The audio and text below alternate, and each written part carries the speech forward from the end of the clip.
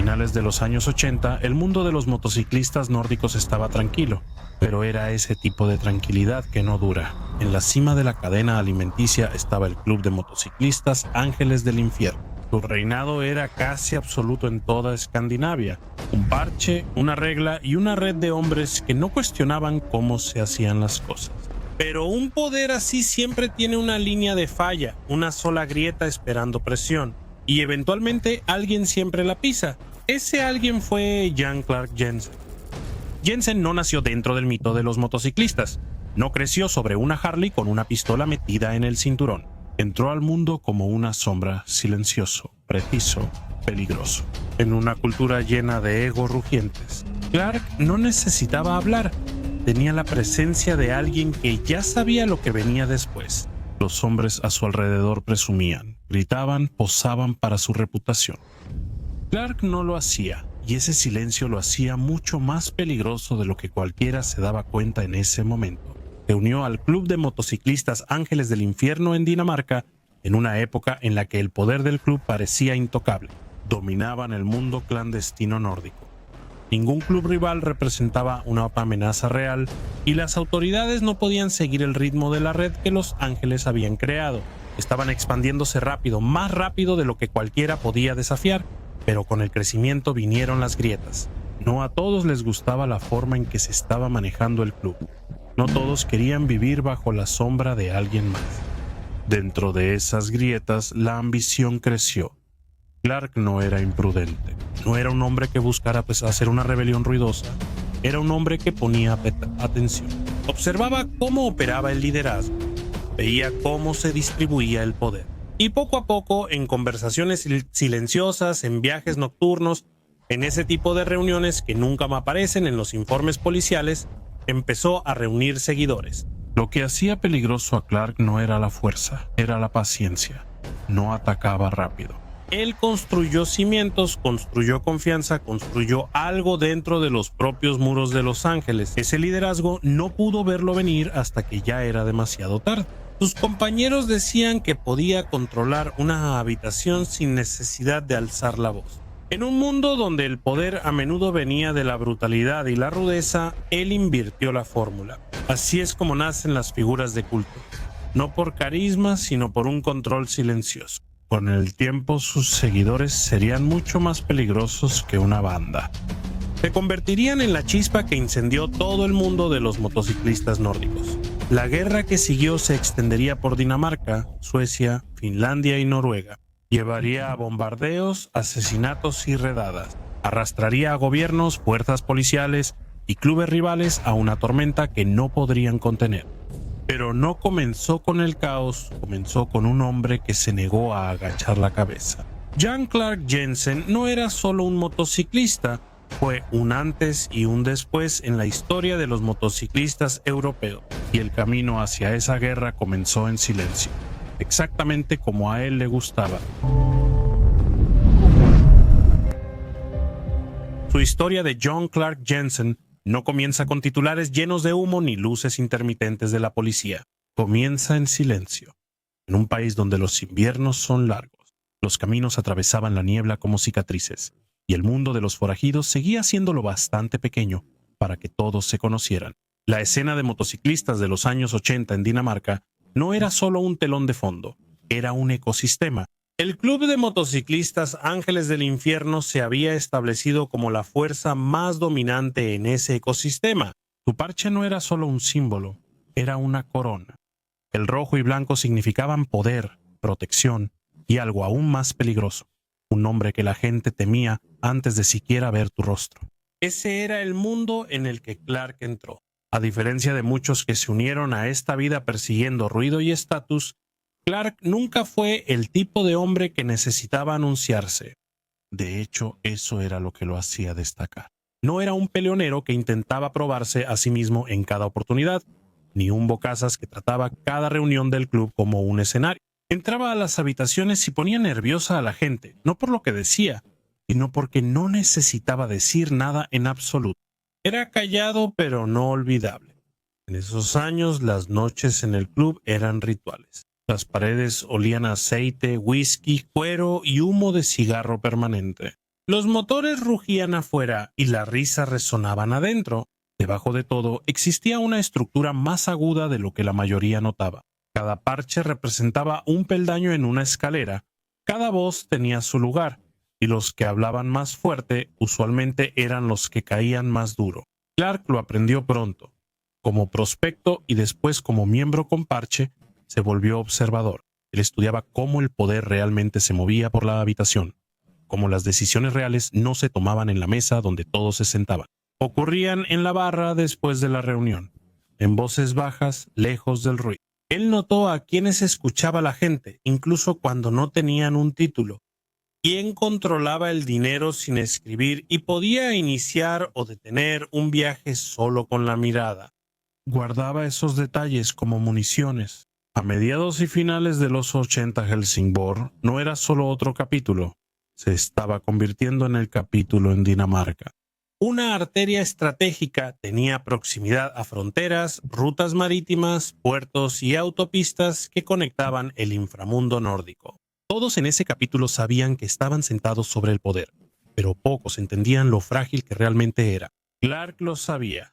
Él vio las grietas antes que nadie, en la forma en que los miembros más jóvenes idolatraban el parche pero no la estructura, en la forma en que los viejos líderes se aferraban al poder con miedo, pero ya no inspiraban lealtad. Como las bandas pequeñas empezaron a ver Helsingborg como su propio universo, no solo como una sucursal de algo mayor, y en esa tensión Clark encontró espacio para construir algo. No actuaba como político ni buscaba convencer con discursos, conquistaba por su previsibilidad. En un mundo construido sobre el ego y el caos, él era el hombre cuya reacción todos podían prever. Nunca era el primero en perder la calma, no aparentaba. Si había pelea no tenía que gritar órdenes. La gente lo miraba instintivamente como si él ya supiera cómo terminaría todo. Cada mundo de forajidos tiene una jerarquía, pero los inteligentes saben que hay una segunda jerarquía debajo de la oficial, la estructura en las sombras, la red de influencia que no existe en papel. A finales de la década, Clark ya había logrado entrar en esa red sin reclamarlo nunca. Se convirtió en la columna silenciosa del capítulo. Los miembros más nuevos gravitaban hacia él porque no estaba envuelto en la política. Los miembros más antiguos lo respetaban porque nunca intentó humillarlos. Si alguien tenía problemas con los líderes, Clark era a quien buscaban a puerta cerrada. Si alguien quería que algo se resolviera sin llamar la atención, el nombre de Clark era el primero que se susurraba. En las salidas no necesitaba ir al frente para llamar la atención. Su presencia en algún lugar de la fila era suficiente. Todos simplemente se acomodaban a su alrededor, así como una formación se ajusta naturalmente a un centro más fuerte. Y eso más que nada asustaba a los líderes. La vieja guardia podía sentirlo, aunque no quisieran decirlo en voz alta. Había un eje invisible formándose dentro de Helsingborg, y no giraba alrededor del presidente, giraba alrededor de Clark. Lo que lo hacía peligroso no era la ambición en el sentido habitual, era el hecho de que no tenía que buscar el poder para acumularlo. El poder llegaba a él como limaduras de hierro a un imán. Su disciplina lo hacía digno de confianza, su silencio lo hacía impredecible.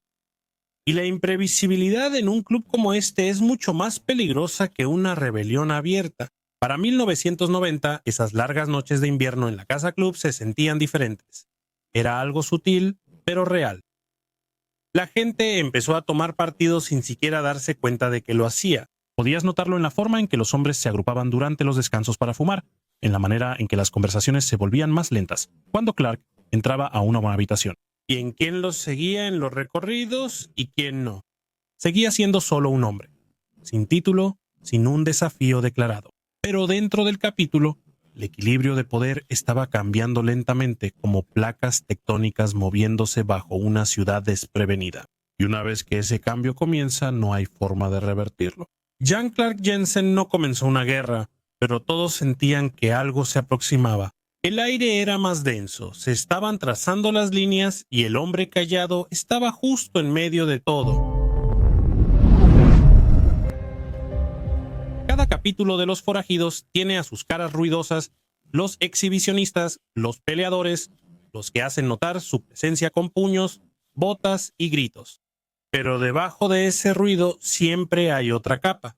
Un grupo dentro del grupo, un núcleo. Ellos son los que no hablan mucho, los que no posan para fotos, los que no necesitan demostrar nada, porque todos ya saben que no deben meterse con ellos. En Helsingborg, ese núcleo tenía un nombre que eventualmente se extendió mucho más allá de Dinamarca: el equipo del terror. El nombre no era un título autoimpuesto, se lo ganaron. Al principio la gente lo susurraba, ni siquiera querían decirlo en voz alta.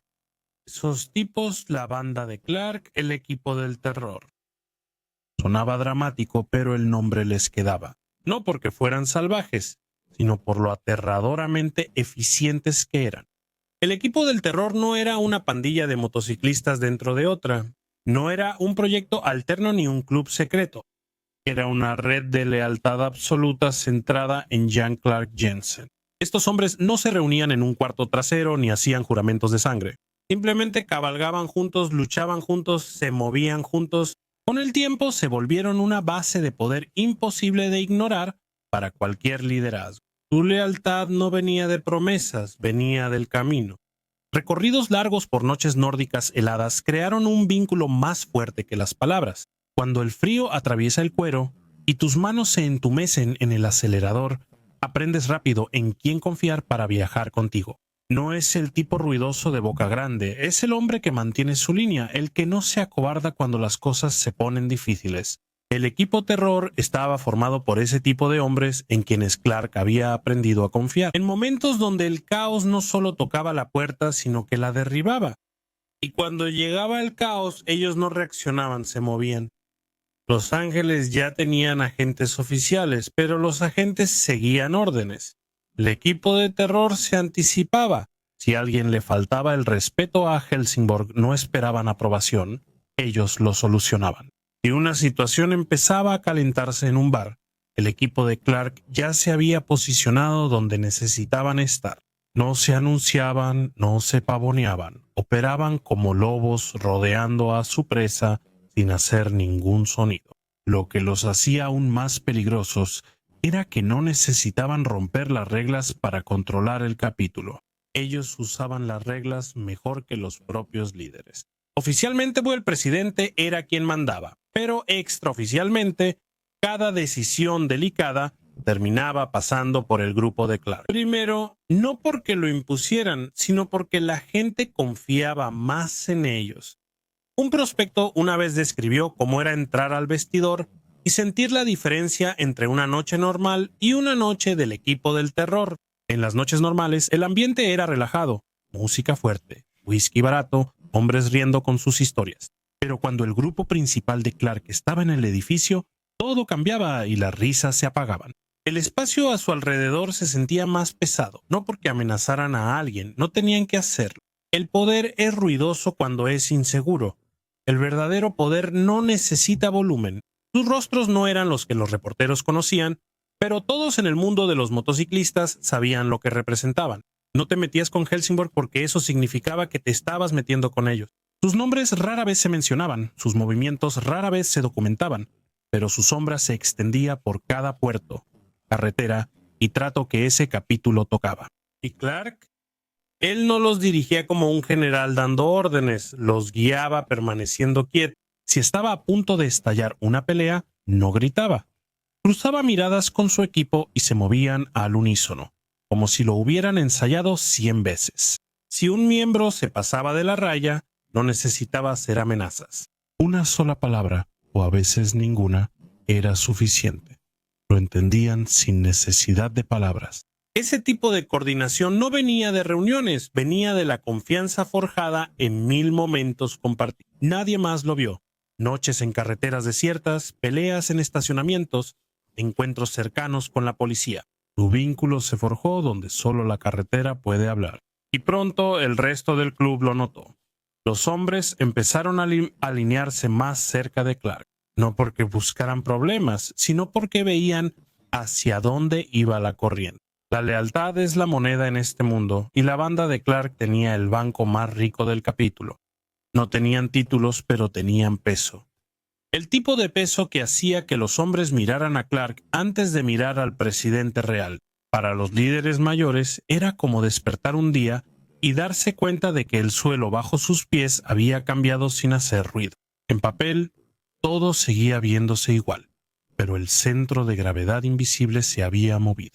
Cuando el equipo de terror estaba en la sala, su palabra era la última, se dijera o no. Algunos miembros aceptaron ese cambio. Les hacía sentir seguros, como si el capítulo tuviera columna vertebral otra vez. Otros lo resentían, en silencio, sintiendo que se avecinaba una tormenta, y el liderazgo intentó ignorarlo. Fingían que solo era otro grupo unido de hermanos leales, pero en el fondo sabían que no era así. No puedes tener dos centros de poder dentro de un mismo capítulo para siempre. Algo tiene que ceder. El equipo del terror era como una mecha ardiendo en madera seca, invisible para los demás. Todavía no. Pero dentro del capítulo, el resplandor se hacía más intenso y todos los que entendían esta vida sabían lo que seguía. Cuando una banda dentro de otra banda se vuelve demasiado fuerte, la guerra no tarda en llegar. Lo curioso de las fracturas es que nunca empiezan con una explosión. Empiezan con movimientos pequeños y silenciosos, con cambios tan sutiles que la mayoría de la gente ni siquiera los nota hasta que el suelo se les cae bajo los pies. A inicios de los años 90, eso ocurría dentro del club de motociclistas Ángeles del Infierno en Helsingborg. Desde afuera, el capítulo aún parecía intocable. Docenas de miembros con parches, una reputación internacional, disciplina de hierro y un nombre que hacía que los rivales lo pensaran dos veces. Pero dentro de esas paredes del club la división ya existía. Podías sentirlo en el aire, una pesadez, una corriente que zumbaba bajo el ruido habitual de la música, los motores y el whisky. No era un hombre contra el capítulo, era el capítulo contra sí mismo. La línea de falla corría entre el liderazgo oficial, los hombres que tenían títulos y se sentaban al frente de la mesa, y el equipo del terror, el núcleo silencioso que orbitaba alrededor de Jan Clark Jensen. Nadie declaró bandos al principio, pero los bandos ya habían sido elegidos. Comenzó de maneras que los de afuera no habrían notado. Algunos hombres evitaban los recorridos oficiales, pero siempre estaban en los de Clark. La gente dejó de llevar sus problemas al presidente y empezó a llevárselos a Clark.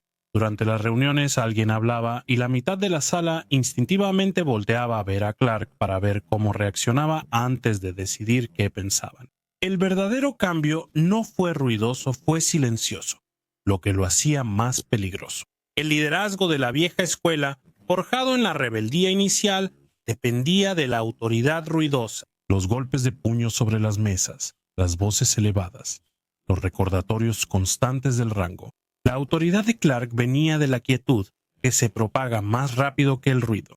Una división así carcome a un club desde adentro, confía. El lazo que unía a las hermandades fuera de la ley comenzó a romperse. Se notó en los recorridos donde los motociclistas dudaban en tomar su lugar, en los silencios entre hombres que antes conversaban con facilidad. La casa club ya no era solo una habitación, sino dos bandos invisibles.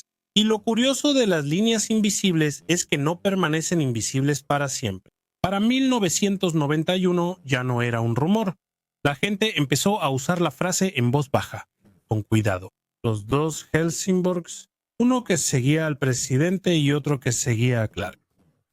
El liderazgo quiso mantenerse firme, pero el poder no se somete a los títulos en este mundo, se somete a la gravedad. Y la gravedad de Clark estaba jalando más fuerte que el propio parche. Lo que lo empeoraba era lo limpia que parecía su influencia. Él no rompía las reglas, ni desafiaba al liderazgo, ni iniciaba peleas. Todo lo que tenía que hacer era existir. Su grupo, el equipo del terror, imponía su presencia, sin que él dijera una sola palabra. Si alguien se metía con él, se encontraba aislado, no oficialmente exiliado. Simplemente quedaban fuera. Es peor así. No había un enfrentamiento dramático, solo un frío silencio. Ese silencio cambió la forma en que el capítulo respiraba. Había noches en las que la casa club estaba llena, todos bebiendo, riendo, fingiendo que no pasaba nada, pero debajo de las risas había cálculo. ¿Quién estaba con quién? ¿Quién confiaba en quién? ¿De qué lado estarían cuando todo finalmente explotara? Algunos miembros intentaron mantenerse neutrales, pero la neutralidad no dura en un club que se está dividiendo en dos. Eventualmente, el camino exige una elección. El liderazgo lo veía venir. Simplemente no sabían cómo detenerlo. Cada movimiento que hacían para reforzar su control solo hacía más fuerte al grupo de Clark. Convocaron reuniones adicionales. El grupo de Clark se presentó pero no dijo nada. Reprimieron ciertas rutas. El equipo de terror simplemente hacía la suya. Intentaron señalar la deslealtad, pero no había deslealtad que castigar, al menos no en los papeles. Esto no era una rebelión, sino una erosión. Y mientras los líderes intentaban mantener las paredes en pie, la base del club ya había decidido en quién confiaban más. No creían en discursos, creían en quien estaba presente cuando salían los cuchillos. Y ese no era el hombre sentado en la cabecera de la mesa, era el hombre sentado en silencio en la esquina. Clark, cuando hay divisiones en los clubes fuera de la ley, no se parecen a Hollywood. No hay un gran momento dramático donde alguien se arranca el parche y sale caminando en la noche. Las divisiones reales suceden lentamente, como una cuerda que se deshilacha hilo por hilo. Hay menos viajes compartidos, menos bromas entre hermanos, más susurros en el bar, más miradas de reojo en las reuniones. Y en algún momento el parche deja de significar una sola cosa, empieza a significar dos. A finales de 1991 la división ya no era una idea, era una realidad. Podías notarlo solo con ver cómo rodaba el capítulo. La banda de Clark se movía como uno solo, fluido, preciso, disciplinado. El resto del capítulo se movía a su alrededor como piezas sueltas. Dos grupos, un solo parche, una sola carretera. Ese es el momento más peligroso para un club fuera de la ley, cuando la fractura ya no puede ignorarse. Pero nadie ha lanzado el primer golpe todavía, porque una vez que alguien lo haga, ya no es una fractura, es una guerra. Cuando un club fuera de la ley se fractura, no hay señales de advertencia visibles para todos. Sucede en silencio, hasta que deja de ser así. Y una vez que finalmente se rompe, es como si un arma se disparara en una habitación silenciosa. A principios de los años 90, Helsingborg ya se había dividido en todo, excepto en el nombre. Dos bandos, un territorio, un camino. Era solo cuestión de tiempo antes de que el silencio se rompiera, y cuando sucedió, la violencia no se infiltró poco a poco, y llegó. Los primeros disparos no ocurrieron en medio de alguna gran reunión, sucedieron en la carretera. Una persecución tensa se convirtió en un enfrentamiento entre dos grupos que solían llamarse hermanos. Una mirada equivocada, una palabra equivocada. Solo se necesitan segundos para que la confianza que tomó años en construirse se convierta en una herida abierta. Esa noche no fue solo una pelea, fue una señal. Los ángeles del infierno se enorgullecían de su unidad y de que el parche era más fuerte que cualquier hombre. Pero en Helsingborg, el parche ya no significaba lo mismo para todos. Algunos lo llevaban por la vieja guardia, algunos lo llevaban por enero Clark Jensen, y algunos simplemente lo llevaban porque tenían demasiado miedo para elegir. Y la carretera no tolera la indecisión. Una vez que se derrama sangre, la neutralidad muere. El liderazgo trató de mantener la calma diciendo que era un malentendido, pero nadie en el capítulo creyó eso. La tensión no desaparecería solo con un apretón de manos. Llevaba años acumulándose. La sombra del equipo de terror, el poder creciente de Clark, la lenta erosión de la lealtad hacia la jerarquía oficial. Ahora, la división tenía consecuencias reales. En las semanas que siguieron a ese primer encuentro violento, la atmósfera dentro del grupo cambió por completo. El club ya no era un hogar, era una olla de presión. Cada trago, conversación o mirada parecía que podía acabar con alguien volteando la mesa. Clark y su equipo no se inmutaron. Se movían con la misma calma que les había dado su reputación. Eso asustaba a los líderes más que nada. Cuando los hombres gritan, puedes enfrentarlos de frente. Cuando se quedan callados y te ven quebrarte, ya vas perdiendo. Los ángeles del infierno no eran ajenos a la violencia. Su historia se forjó en ella. Pero esta guerra era diferente. Esta no era una guerra con extraños ni con clubes rivales. Esto era dentro de la casa. En la cultura forajida ese es el peor conflicto. Conoces las caras, han compartido viajes, han sangrado juntos, Y ahora esas mismas caras son las que están formadas del otro lado del cuarto. Por eso las guerras internas siempre son más sangrientas. Todos ya saben dónde están los puntos débiles. Los hombres cercanos al liderazgo cerraron filas, preparándose para lo que sabían que venía. El equipo de terror de Clark no tenía que aparentar. Ya controlaban más de la mitad de la sala. Ya no se trataba de números, se trataba de creencias. ¿En quién creían los hombres cuando todo estaba ardiendo? Y la respuesta no era el hombre con el título, era el hombre con la gravedad. Clark. El liderazgo convocó a una reunión de capítulo obligatoria como último recurso para reafirmar el control. Iba a ser una demostración de fuerza, pero al llegar la noche, el salón ya no lucía igual. Los hombres de Clark ya no se quedaban al fondo, ahora entraron primero. Tranquilos, despreocupados, inquebrantables. Uno de los oficiales más veteranos intentó dirigirse al salón. Su voz temblaba. Exigía unidad, respeto, las viejas costumbres. Pero lo que impactó más que su discurso fue el silencio que le siguió. El tipo de silencio que comunica su mensaje sin palabras. Todos podían sentir dónde realmente estaba el peso en la habitación.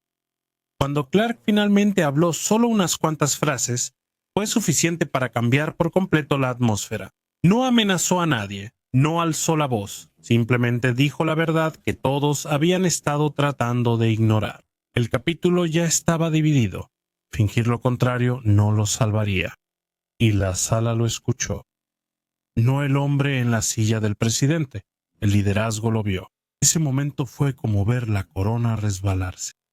Tal vez tenían el título, pero Clark tenía la lealtad. A partir de ahí, las cosas empezaron a acelerarse rápido. De repente los paseos ya no eran paseos, eran demostraciones de poder. Quién se presentaba y quién no se convirtió en una declaración de lealtad. Una salida nocturna podía acabar en un enfrentamiento callejero. El club cerraba antes. Algunos hermanos dejaron de contestar llamadas, otros dejaron de confiar en los hombres en los que antes confiaban su vida. Y cada vez que alguien intentaba calmar el terror, el silencio del equipo quedaba en el aire como un arma cargada. Hay un dicho entre los forajidos: cuando la confianza se rompe, la sangre no tarda en llegar. Y así fue. La violencia no necesitó una orden, simplemente sucedió. Pequeños estallidos. Al principio, una golpiza en un bar, una moto destrozada, un hombre acorralado en un estacionamiento. Pero en la cultura fuera de la ley, las pequeñas chispas nunca se quedan pequeñas. Para finales de ese año, Helsingborg no era solo un capítulo con una fractura, era un capítulo en guerra consigo mismo. No era solo otra rivalidad ilegal, era familia enfrentándose entre sí. Y en este mundo esas son las guerras que realmente nunca terminan. El camino había elegido sus bandos y, para bien o para mal, el lado de Clark estaba ganando. El poder entre forajidos no siempre es ruidoso. El tipo ruidoso se consume rápido, es una explosión de violencia, una demostración de dominio, y luego un blanco en la espalda. Pero el tipo silencioso, el que Jan Clark Jensen entendía, se filtra instintivamente en la estructura hasta que no puedes distinguir dónde termina el hombre y comienza la organización. Eso era lo que estaba pasando en Helsingborg. En papel, el presidente todavía llevaba la corona. En realidad, Clark era la gravedad alrededor de la cual todos orbitaban, y lo que comenzó como influencia dentro del club ahora se estaba extendiendo más allá de sus paredes. Cuando el capítulo cayó en el caos, la mayoría esperaba que Clark tomara el trono abiertamente, que destruyera todo y lo reconstruyera bajo su nombre. Pero ese nunca fue su estilo. No necesitaba el título. No necesitaba sentarse en la gran silla para ser el que tomara las decisiones. En cambio, dejó que la guerra agotara a todos los demás. Mientras ellos se apresuraban por mantener el orden, Clark y su equipo afianzaban su control en silencio, paso a paso, viaje tras viaje. El liderazgo oficial se enfocaba en la política de parches, Clark se enfocaba en la red. El equipo terror fue la base del capítulo de Helsingborg. Cada trato importante, cada operación significativa, cada movimiento delicado pasaba por ellos de una forma u otra. Clark no daba órdenes directas, no tenía que hacerlo. Sus hombres ya sabían cómo moverse. Habían sido forjados juntos en carreteras frías, en noches largas, en peleas que nadie más siquiera vio. Así que mientras otros miembros discutían sobre quién tenía el derecho de liderar, el equipo de terror ya estaba liderando. Los clubes rivales empezaron a notarlo. La noticia se esparció en silencio por Escandinavia. Si querías tratar con Helsingborg, no hablabas con el presidente, hablabas con la gente de Clark. No era oficial, pero todos lo sabían. Incluso las autoridades empezaron a darse cuenta de que el verdadero poder no llevaba las franjas visibles. Se sentaba en la esquina del bar, observando todo con unos ojos que no se perdían de nada. Este era el tipo de estructura de poder que es casi imposible de desmantelar porque no depende de reglas, depende de la lealtad. El presidente y los oficiales podían ser removidos o cambiados de puesto, pero el lazo de Clark con sus hombres no podía eliminarse con una votación. Estaba hecho de kilómetros, moretones y sangre. Por eso, incluso mientras el capítulo ardía a su alrededor, la red de Clark no se inmutó. De hecho, creció. Las grietas y el liderazgo jugaron a su favor. Los miembros que estaban cansados de los gritos constantes, las peleas internas y las luchas de poder se acercaron a lo único estable que quedaba: Clark. No tuvieron que jurar lealtad, solo empezaron a aparecer cuando su grupo salía a rodar. Dejaron de cuestionar su juicio porque ya lo había demostrado cientos de veces. No fue un golpe de estado, fue la gravedad haciendo su trabajo.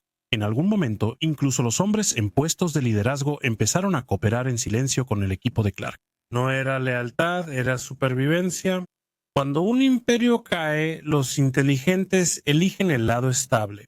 Clark no lo restregó, no lo necesitaba. No estaba buscando protagonismo. Construía algo debajo, más silencioso, difícil de ver y destruir. A mediados de los 90, Clark tenía influencia más allá de Helsingborg. Se extendía a otros capítulos escandinavos. A veces por influencia directa, a veces por los hombres que habían rodado con él y llevaban su nombre, como una advertencia muda. Cuando esos hombres hablaban en otros clubes, la gente escuchaba con un poco más de atención.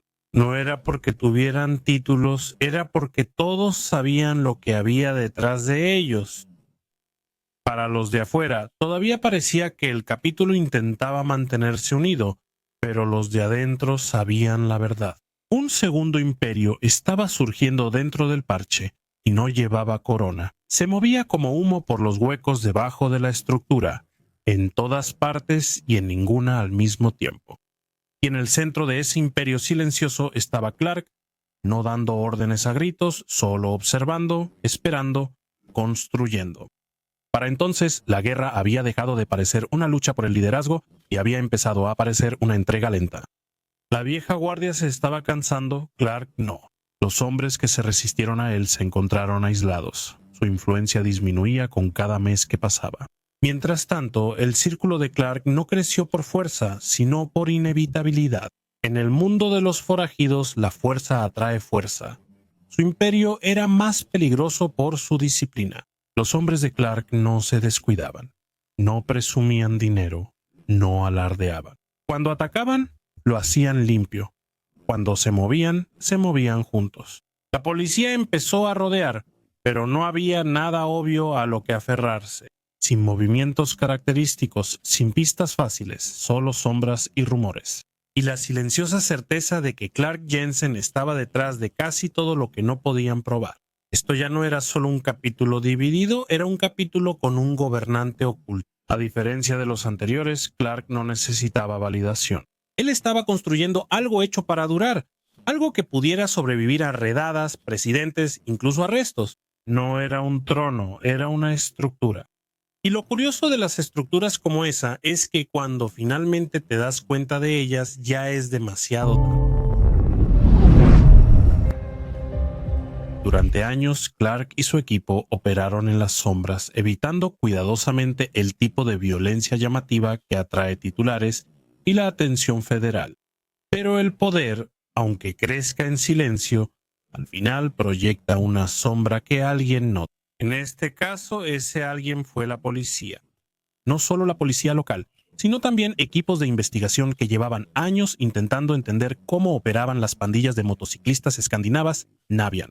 Solían seguir a los ruidosos, peleoneros, extorsionadores y hombres que siempre mostraban los dientes. Pero Jan Clark Jensen no era ruidoso. Era invisible y eso lo convertía en un problema. Las unidades de inteligencia investigaron todos los hilos posibles: finanzas del club, tráfico de armas y actividad transfronteriza. Siempre se encontraban con lo mismo: ningún rastro directo. Operaciones que debieron dejar huellas no lo hicieron. Las reuniones que debían ser interceptadas nunca ocurrieron en lugares predecibles. Clark no operaba con horarios, operaba por instinto, y eso lo hacía más difícil de atrapar. Cuando presionaban a los peces pequeños, nadie podía darles nada concreto. Todos sabían que Clark estaba en el centro, pero nadie tenía nada que pudiera sostenerse en la corte. Ese tipo de silencio es raro en las organizaciones criminales. Normalmente a alguien se le escapa algo, alguien se jacta, alguien intenta hacer un trato, pero la gente de Clark no hablaba. No solo le eran leales, también eran disciplinados. Las autoridades notaron esto. Los informes internos describían su red no como una pandilla dentro de otra, sino como una estructura que funcionaba como una célula de inteligencia. No anunciaban sus movimientos, anticipaban la presión antes de que llegara. Aumentaron las miradas sobre ellos. Equipos de vigilancia seguían los viajes. Autos sin identificación se estacionaban cerca de los puntos de encuentro y colocaban micrófonos de largo alcance en las autopistas. Cada vez que creían tener algo, se les escapaba de las manos. La banda de Clark cambiaba sus rutas, dividía sus cargamentos o desaparecía por completo en caminos secundarios y tramos rurales. Nadie más se arriesgaría. Él entendía el terreno como un soldado y la carretera era su camuflaje. Lo que más frustraba a las autoridades era que la imagen pública del club seguía desviando la atención. El liderazgo oficial. La vieja guardia, aferrada a sus títulos, se convirtió en un blanco fácil. Ellos eran los que daban declaraciones, asistían a eventos públicos y mostraban sus colores ante las cámaras. Los federales los seguían, los allanaban, los acusaban. Y cada vez que lo hacían, el núcleo de Clark permanecía intacto como el humo. Mientras más intocable parecía, más decididas eran las agencias. La rivalidad entre motociclistas y policía no era nueva. Lo que era nuevo era un hombre que estaba construyendo poder sin hacer ruido. No había un estilo de vida de capo obvio que presumir, ni una casa característica, ni una estela de violencia llamativa, solo una lenta acumulación de autoridad que no podía ser claramente identificada. Empezaron a infiltrarse en el círculo social a su alrededor, vigilando no a él, sino a las personas que se movían en su órbita: novias, conocidos, asociados de bajo nivel, miembros de la familia. Aún así, nada. Clark no era el tipo de hombre que se descuidaba frente a la gente. Incluso en su vida personal, se movía como un hombre que entendía que las paredes siempre estaban escuchando. Y así era. A lo largo de finales de los 90, el nombre de Clark empezó a aparecer más seguido en informes y reportes de inteligencia transfronterizos, no como sospechoso en un solo gran caso, sino como una presencia constante, un susurro detrás de todo. Para la policía, se estaba convirtiendo en un fantasma que no podían atrapar. Para su equipo, eso solo lo hacía más legendario. Pero hay una regla en este mundo: mientras más tiempo pase un fantasma sin ser atrapado, más fuerte será su caída. Cuando finalmente llega el momento, la ley no se detiene, espera. Y mientras Clark pensaba que los estaba superando, ellos lo estaban conociendo, observando sus patrones, construyendo perfiles, esperando la primera grieta en la pared. La presión no era obvia al principio. Comenzó de forma pequeña, detenciones de tráfico que parecían demasiado oportunas. Más helicópteros durante los trayectos. Clark se dio cuenta de que ciertos informantes empezaron a desaparecer de los márgenes de la red. Él siempre lo notaba, y en vez de retirarse, se adaptó. Hizo su círculo aún más pequeño, sus movimientos aún más silenciosos. Si se avecinaba la tormenta, él estaría listo. Las tormentas siempre logran alcanzar incluso a quienes creen escapar de ellas. Y esta se había estado formando durante años. Para finales de la década, el imperio silencioso que Clark construyó ya no era solo el núcleo oculto de un capítulo de motociclistas, ya estaba en la mira de varias agencias. Y por primera vez, el hombre que había construido todo basándose en ser invisible estaba a punto de aprender lo que sucede cuando el sistema finalmente dirige todo su peso hacia un solo nombre. y ese nombre era el suyo.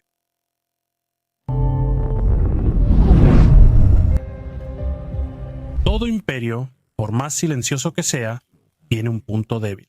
Para Jan Clark Jensen no vino de una traición, ni de un error llamativo, ni de algún gran enfrentamiento en las calles. Empezó con algo pequeño, de esas cosas que nadie nota al principio. Eso es lo que hace que las grietas sean peligrosas. Parecen insignificantes, pero luego derrumban toda la estructura. La presión había estado aumentando durante años. Las fuerzas del orden habían pasado incontables horas estudiando los movimientos de Clark, rastreando sus orígenes, escuchando fragmentos de conversaciones que nunca parecían darles nada. El capítulo de Helsingborg seguía en pie, pero las paredes se cerraban cada vez más. Se notaba en los recorridos cambiantes, en los hombres con la cabeza agachada más tiempo en los clubes y en los susurros que viajaban más rápido que los motores. Nadie lo decía en voz alta, pero todos sabían que algo se avecinaba. Solo puedes huir del reflector por un tiempo antes de que se enfoque en ti. La primera grieta vino de alguien ajeno al círculo de Clark. No era un miembro con parche, ni siquiera un prospecto de confianza. Era alguien de menor rango. Alguien que merodeaba el capítulo por dinero rápido y estatus fácil. Justo el tipo de persona que Clark solía evitar. Pero ninguna estructura es perfecta y hasta las mejores líneas de confianza tienen cabos sueltos. Las autoridades encontraron ese cabo suelto y tiraron con fuerza.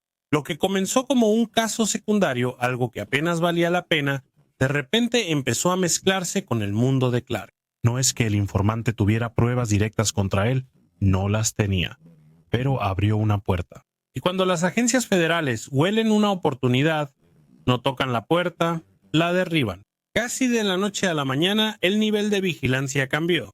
Lo que había sido una observación paciente se convirtió en una presión total. Las redadas afectaron a socios del capítulo, no directamente a los hombres de Clark, sino a gente periférica. Hombres que vendían armas, manejaban pequeños cargamentos, movían dinero. Clark en persona no fue tocado, pero podía sentir la soga apretándose. Todo motociclista con experiencia conoce esa sensación. Cuando el silencio a tu alrededor ya no es tranquilo, está vigilando. Por primera vez, Clark empezó a ver cómo desaparecían rostros conocidos.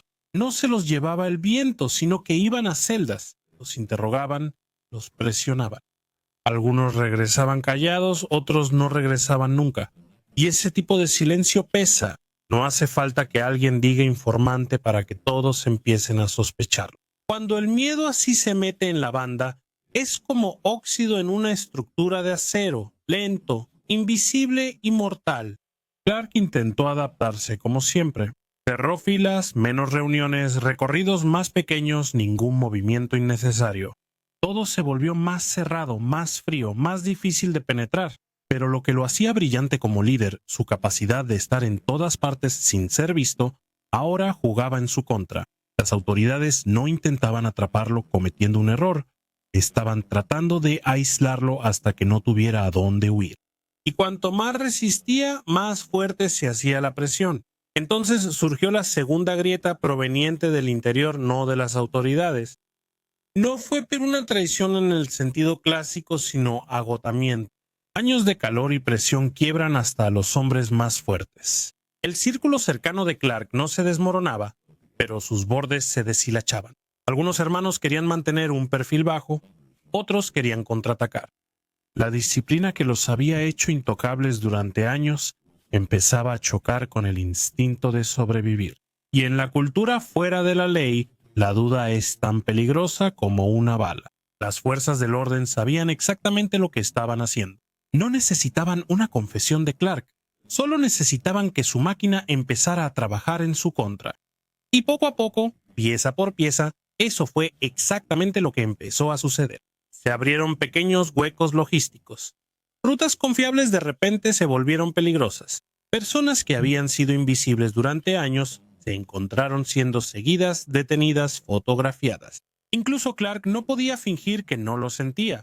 El equipo de terror que antes se movía como un solo cuerpo, ahora sentía el peso de la presión externa.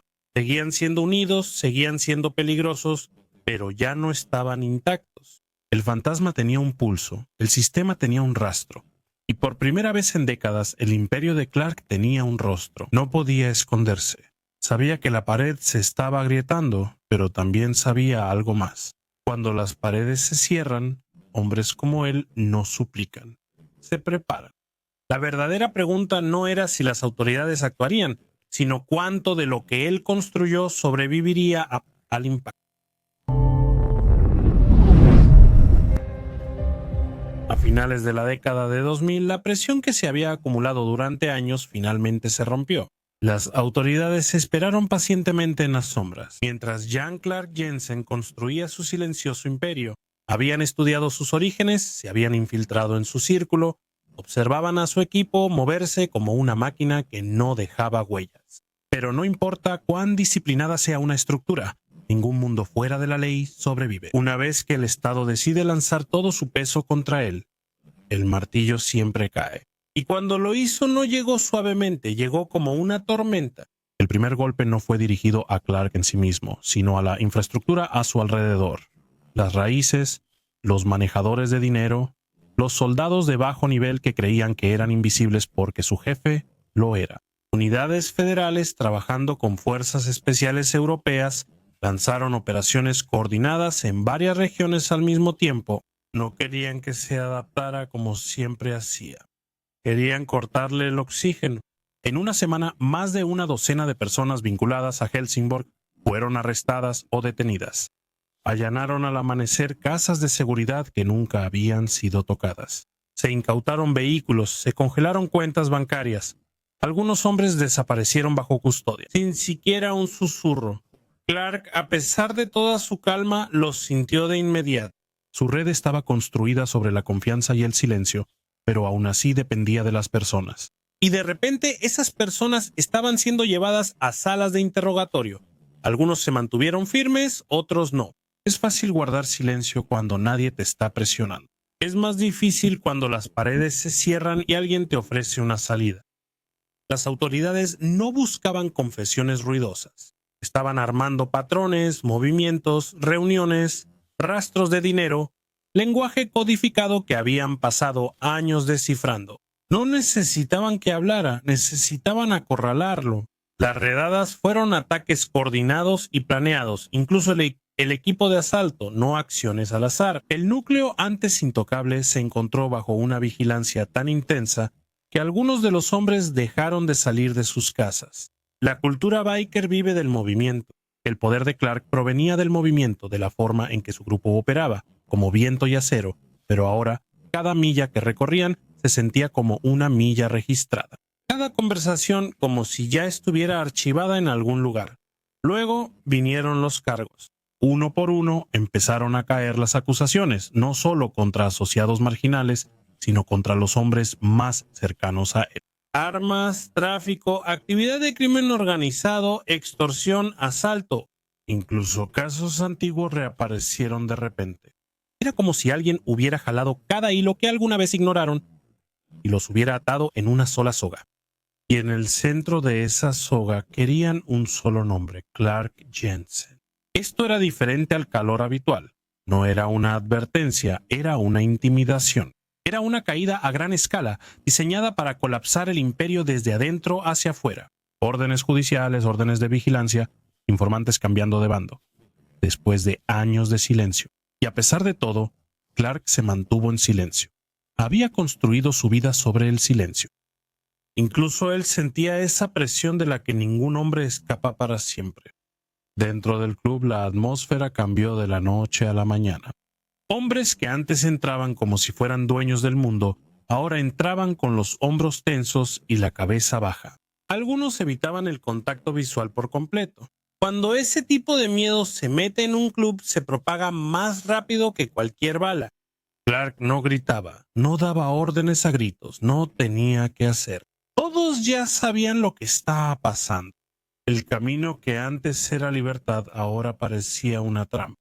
Lo que hizo histórico este momento no fue solo la magnitud de las redadas, sino que las autoridades finalmente estaban jugando su juego. Silencioso, paciente, metódico.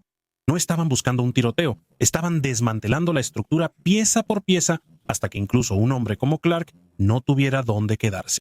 Y cuando cayó la última de las casas seguras y las órdenes de arresto se cerraron como una red, el fantasma forajido, que había pasado décadas bailando en la oscuridad, se encontró mirando las paredes por las que ya no podía escapar.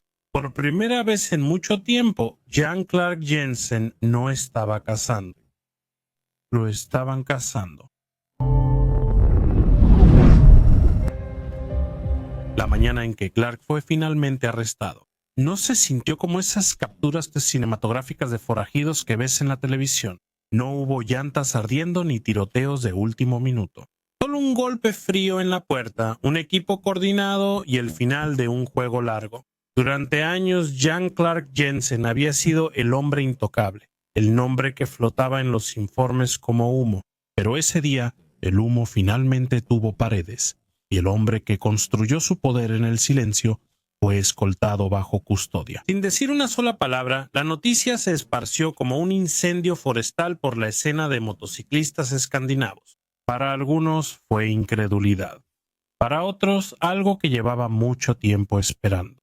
Pero para aquellos que habían rodado bajo su mando, se sintió como ver una fortaleza que pensaron que duraría para siempre desaparecer de la noche a la mañana.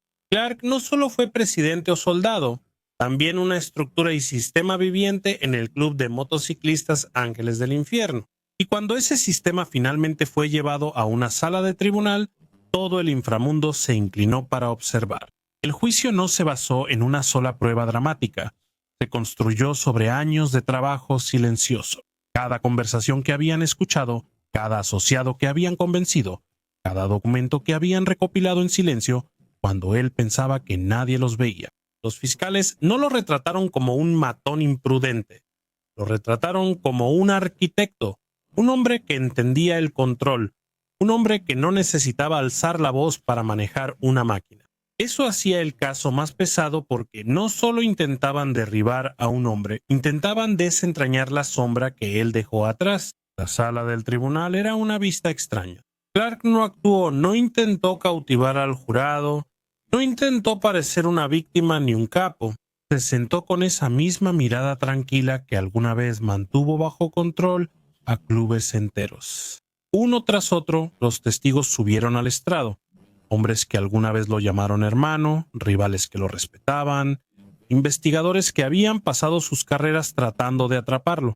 Algunos contaron historias de violencia, otros describieron disciplina, y algunos, incluso bajo juramento, hablaron de un tipo de respeto que parecía demasiado complicado para encajar en el lenguaje legal. Lo que hizo que el juicio fuera inquietante para muchos fue cuánta autoridad seguía teniendo sin decir una sola palabra.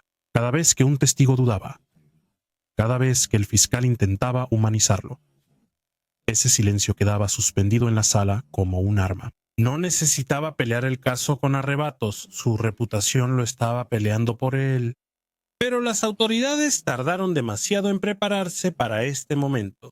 Llegaron armados no con un solo golpe, sino con 1000 pequeños cortes, rastros financieros, mensajes codificados, testimonios, cronologías y movimientos fronterizos. El tipo de construcción lenta y cuidadosa que refleja exactamente cómo Clark había construido su imperio. Afuera de la sala del tribunal, los medios lo retrataban como el frío cerebro de una red criminal. Un hombre que había burlado al sistema durante décadas y que finalmente estaba acorralado. Adentro, la realidad era más tranquila.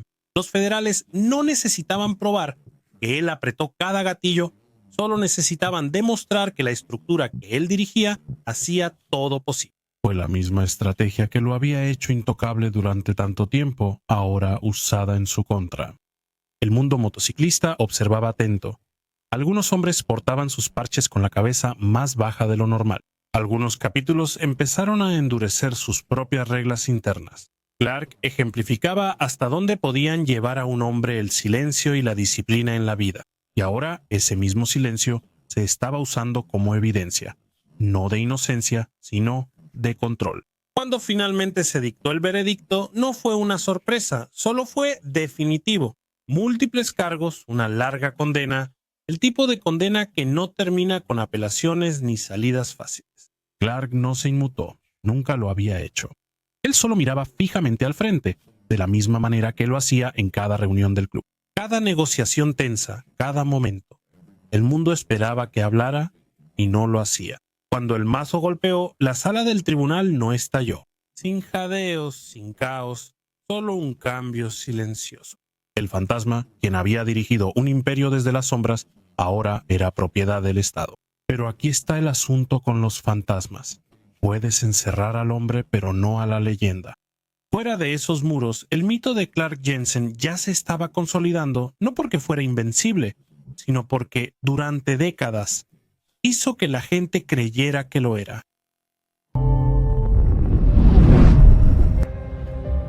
Cuando la puerta de la celda finalmente se cerró detrás de Jan Clark Jensen, el mundo afuera no se detuvo.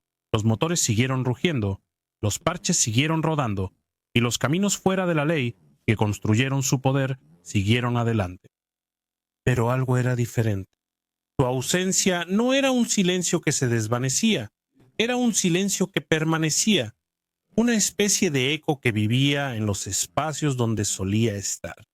Clark nunca se preocupó por los titulares ni por destacar en la sala. Su poder siempre estuvo en la arquitectura que dejó atrás, y la arquitectura no muere cuando su creador desaparece.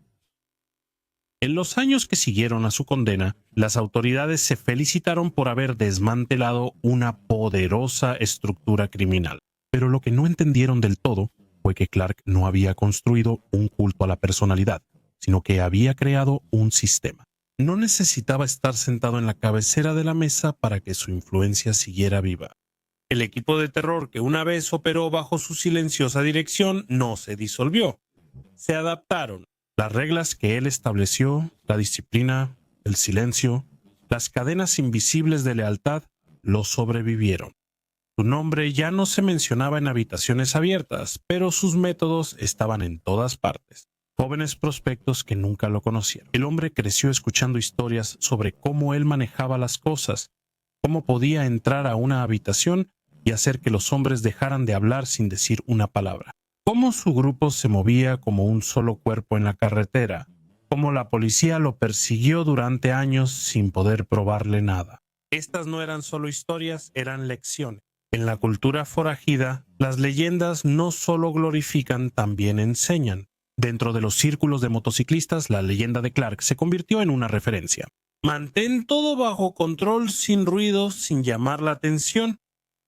Esas no eran solo frases, eran el ácido desoxirribonucleico de su liderazgo. Capítulos que antes habían resistido su influencia empezaron a adoptar silenciosamente sus métodos, no porque le fueran leales, sino porque los métodos funcionaban. Hacían que los capítulos fueran más difíciles de infiltrar, romper y localizar.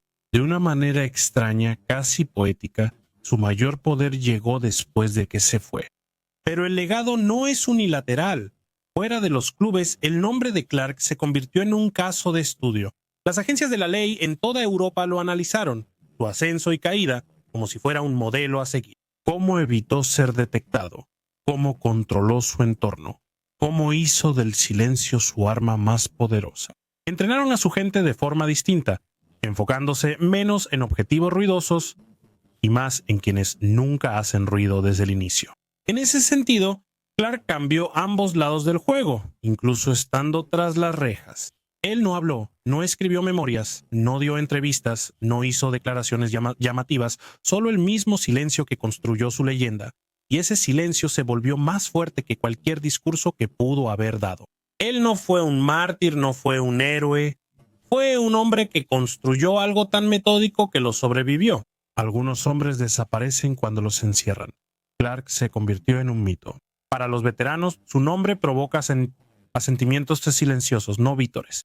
Para los escritores más jóvenes, es una historia de fantasmas que se cuenta en garajes llenos de humo y en los márgenes de paseos a medianoche. Para los federales, es una historia de advertencia sobre lo que sucede cuando alguien construye poder sin hacer ruido. Para quienes cabalgaron con él, recuerda años donde un hombre callado proyectó una sombra mayor que cualquier parche de presidente. Al final, no hubo un último rugido, ni una salida cinematográfica, solo un hombre callado en una celda y una estructura afuera que aún respira su nombre sin pronunciarlo. Clark Jensen no necesitó ganar la guerra para dejar su huella en ella. se volvió parte del pavimento mismo, uno de esos fantasmas que la carretera recuerda. Si has estado siguiendo esta serie, ya sabes que no todas las leyendas de forajidos gritan sus nombres. Algunas susurran y dejan que el mundo hable por ellas. Clark Jensen era uno de esos hombres. Su historia no trata de poder ruidoso, trata de control silencioso. Y mucho después de que desapareció de la carretera, la sombra que construyó sigue viajando. Si quieres más análisis profundos sobre las verdaderas figuras que moldearon la historia de los forajidos, asegúrate de suscribirte y activar las notificaciones, porque hay más historias como esta, historias que la carretera no ha olvidado.